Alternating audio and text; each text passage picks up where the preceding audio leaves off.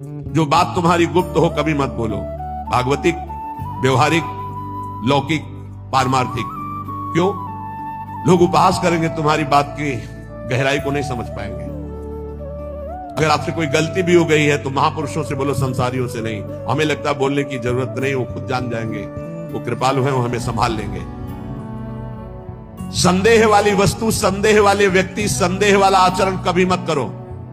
जिस व्यक्ति पर संदेह हो कभी मत मिलो, जिस वस्तु में संदेह हो कभी मत खाओ, जिस आचरण पर संदेह प्रमाणित ना हो कभी मत करो। बहुत ध्यान से सुनना है, बहुत जरूरी है। हम आपके लिए भोग बना करके लाए हैं और आपकी दृष्टि में तत्काल अंदर आया, नहीं पाना चाहिए, बिल्कुल नहीं पाना, चाहे अमृत हो, हटाओ उसको, बिल्कुल नहीं पाना। ये भागवतिक संकेत होते हैं। जिस व्यक्ति के मिलने में संदेह लगे, ये हमें कम समझ में आया, कभी नहीं मिलना चाहिए। जिस वस्तु में संदेह हो जाए कभी नहीं पाना चाहिए। जिस क्रिया में संदेह हो जाए कभी नहीं करना चाहिए। भगवत मार्ग के पथिक को जो बात अपनी गुप्त हो उसे कभी प्रकाशित नहीं करना चाहिए। भविष्य की चिंता भक्त नहीं करता। अगर भविष्य की चिंता कल क्या होगा तो तुम शरणागति में कलंक हो। लाभ और हानि ये हमारे सामने कोई मान्यता नहीं रखते। इसमें हम प्रभु के विधान को देखकर प्रसन्न होते हैं। दूसरे की चर्चा कभी मत छेड़ो, दूसरे की बात मत करो। हर समय प्रसन्न रहो, ध्यानस्थ रहो। रजोगुणी तमोगुणी भोजन चाहे जितना सुंदर दिखाई दे कभी मत पाओ। रजोगुणी तमोगुणी लोग चाहे जितना सुंदर व्यवहार करे कभी सहवास मत करो, इनका दूर रहो।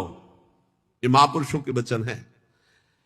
यदि तुम्हारे पास कोई भोग सामग्री संग्रह हो गई है तो वो तुम्हारे धर्म के सेवन के लिए, दूसरों के हित के लिए, तुम्हारे भोग के लिए नहीं है। ये ओछी प्रवृत्तियों वाले पर संदेह वृत्ति रखो। गलत आचरण करने वाले, ओछा बात बोलने वाले, इन पर कभी प्रियता नहीं रखनी चाहिए। बहुत बड़ी हानि होती है, पक्का समझ लें, बहुत बड़ी हानि होती है। यह हर उपासक को सावधान रहना चाहिए, चाहे स्त्री शरीर हो चाहे पुरुष शरीर हो। जहां कहीं ओछी प्रवृत्ति, देखो एक दृष्टि में पता चल जाता है कि यह सामने वाला कैसे देख रहा है, कैसी हरकत है, कैसा, एक दृष्टि में। भगवान ने इतना ज्ञान तो सबको दिया है कि एक मिनट में, एक दृष्टि में फाइनल हो जाएगा कि आदमी संग करने लायक है या नहीं लायक है। या ये चाहे कोई भी हो, कोई भी हो, एक दृष्टि में पता चल जाता है। ओछी प्रवृत्ति पर अंकुश रखो, ना किसी का संग और ना अपने अंदर ओछी प्रवृत्ति।